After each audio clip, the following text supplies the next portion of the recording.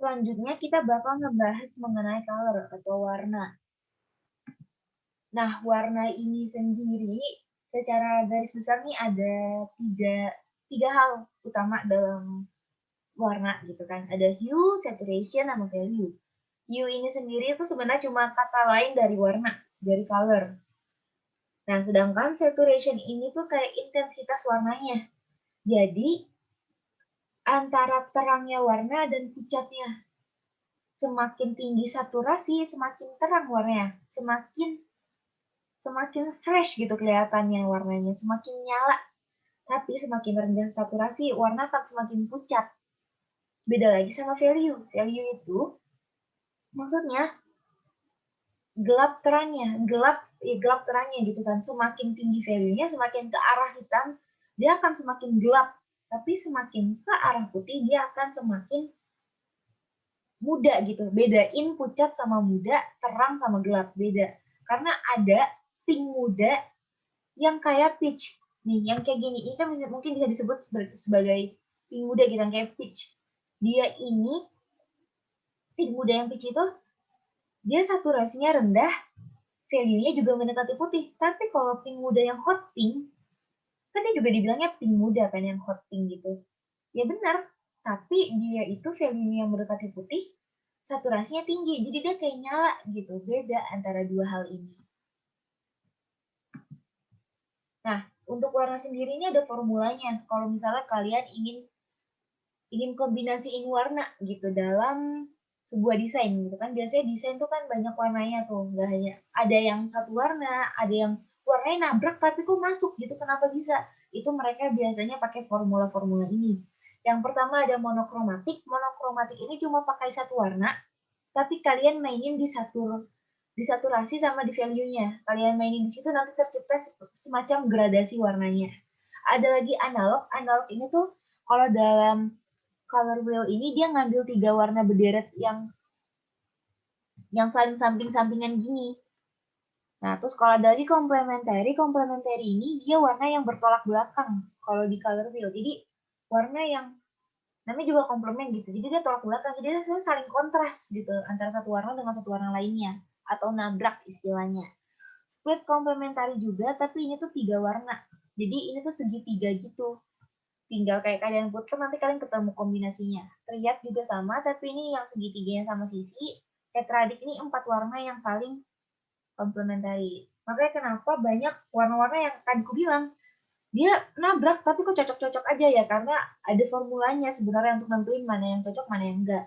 Tapi disaraninnya sih kalau misalnya baru mulai atau masih bingung sama warna, bisa banget pakai monokromatik karena ini udah ada jaminan pasti pas, pasti cocok gitu warnanya. Karena terkadang kalau kita pakai formula yang lain, terkadang terkecoh jatuhnya, bukannya tercampur yang bagus, malah nabrak bikin sakit mata gitu kan. Catatan tambahan juga, pakai 2-3 warna saja. Jangan terlalu banyak, karena itu bakal apa ya, apalagi ini kan poster ilmiah lagi menyampaikan sebuah informasi penting gitu kan, tentang misalnya tentang dalam sebuah jurnal referensi. Kalau misalnya terlalu banyak warna, orang terlalu terkecoh dengan warna, jadi orang nggak fokus ke apa yang dibahas di sana. Terus untuk desain digital gunakan format RGB, dan untuk desain cetak gunakan format CMYK. Nah, selain itu aku juga punya nih beberapa website yang bisa ngebantu kalian untuk milih warna. Misalnya kalian bingung untuk nyari warna di mana, kalian bisa banget buka website yang tersedia di sini. Ada Colors, ada Color Hunt, Color Adobe, dan sebagainya. Nanti di sana udah ada paduan-paduan warna, bisa 4-5 warna yang udah disediain hex code-nya. Jadi kalian tinggal copy hex code-nya, nanti kalian pakai warnanya untuk di desain kalian. Yang ketiga,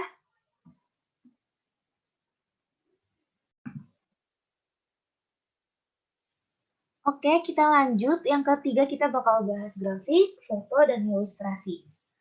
Nah, untuk poster ilmiah sendiri, kan poster ilmiah itu kan referensinya kan dari jurnal penelitian atau hal-hal yang isinya tuh tulisan semua gitu kan. Bisa sampai belasan halaman isi tulisan, terus mesti kita padetin jadi satu poster, satu halaman poster.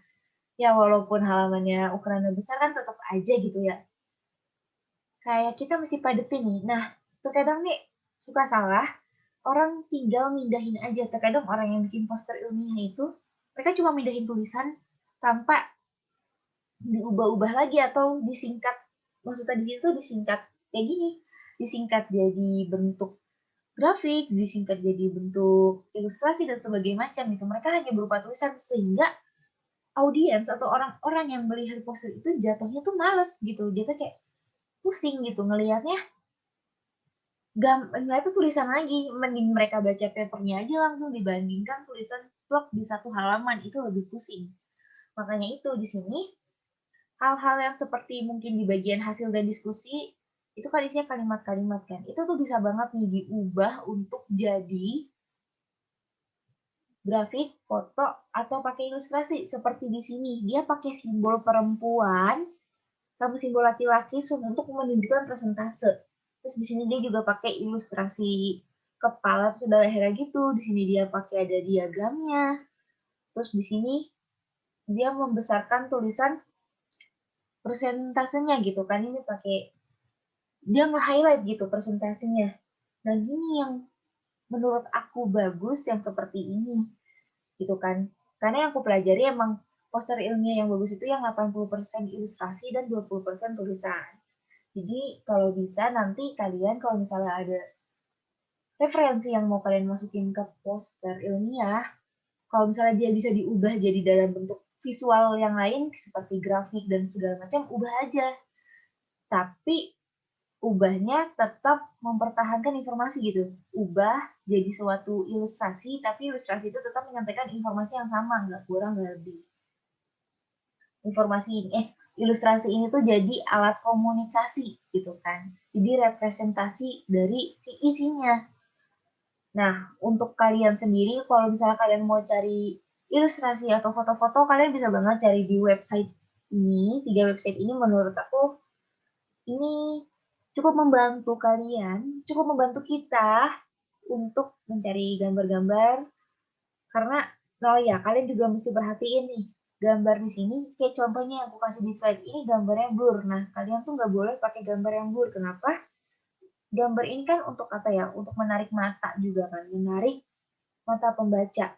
Kalau misal gambarnya blur, ini justru malah kayak merusak merusak apa ya? Jatuhnya tuh kayak merusak estetikanya gitu, kayak orang jadi males lihat karena gambarnya blur gitu. Makanya kalau bisa usahain gambarnya untuk yang jernih. Nah, mungkin untuk gambar jernih kalian bisa cari di Unsplash itu gambarnya jernih-jernih banget atau mungkin ya di tempat lain yang sekiranya kalau misalnya kalian perbesar nggak pecah banget. Selanjutnya ada layout. Layout ini tuh kayak sistem tata letak gitu. Nah, secara singkat aja, untuk layout sendiri itu yang paling penting disesuaikan dengan aturan baca di Indonesia maupun di luar. Rata-rata itu dari kiri ke kanan, atas ke bawah. Kalau misalnya dalam satu halaman ada 4 kolom yang berulang, kiri ke kanan, atas ke bawah. Nanti dari kanan bawah ke kiri atas, ntar ke kanan atas, ke kiri bawah, ke kanan bawah, berulang lagi kayak gitu. Mesti konsisten gitu. Kenapa? Dengan layout yang gini tuh memudahkan pembaca untuk membaca, untuk lihat alurnya. Karena kalau misalnya berantakan, misalnya bagian 1 di kanan, bagian 2 di kiri bawah, bagian 3 serong kanan. Kan orang juga bingung kan, ini bacanya gimana ya? Ini jatuhnya kayak malah kayak main labirin gitu, kayak bingung kan. Makanya ini mesti jelas alurnya, alur si pembaca tuh baca gimana. Biar nggak memusingkan. Apalagi poster ilmiah mau nggak mau walaupun tulisannya dikit tetap bakal ada tulisan, tetap bakal ada paragraf. Orang bisa bingung kalau misalnya nggak runtut secara jelas. Terus juga perhatikan proximity, white space, alignment, kontras, sama repetition. Nah, untuk kelima hal ini mungkin aku ada saran video, ini bagus banget buat ditonton, mungkin nanti bisa ditonton di video itu, karena nanti dijelasin maksudnya ini apa. Nah, ini salah satu contoh untuk poster ilmiah. layout-nya. Bisa dilihat juga di sini nih, dia ngasih space, ngasih tempat untuk foto, untuk chart, untuk grafik gitu. Terus yang di sini ada contoh poster ilmiah. Menurut aku ini bagus karena dia isinya udah tetap ada tulisan tetap, tapi isinya juga udah informatif dan ada ilustrasinya gitu. Jadi lebih apa ya, lebih menarik mata dan lebih lebih ya lebih bagus maksud aku. Kayak di sini tata caranya dia juga jelasin lewat gambar. Jadi orang yang mungkin nggak ngebaca bisa ngeliat, oh ini masuk ke sini, oh ini maksudnya ada gambar layar YouTube, ini maksudnya ada orang lagi nonton dan segala macam. Terus di sini juga dia make nih hierarki, prinsip hierarki visual di sini bisa dilihat dari persentasenya yang dia besarkan tulisannya. Jadi di sini kelihatan 38%. Itu informasi pentingnya. Terus di bawahnya baru ada keterangan tambahannya apa maksud dari si yang dibesarkan ini. Sekian dari aku, mungkin mohon maaf bila ada salah kata atau terlalu berlibat dalam berbicara. Seandainya ada yang kurang dimengerti atau aku terlalu banyak penjelasan yang nggak jelas atau terlalu OOT, kalian bisa banget untuk tanya ke aku, ke line aku dengan ID Cahyaka29, chat aja aku nggak apa-apa. Semangat semuanya, nanti kita bakal lanjut ke gimana pakai Photoshop. Semangat, terima kasih.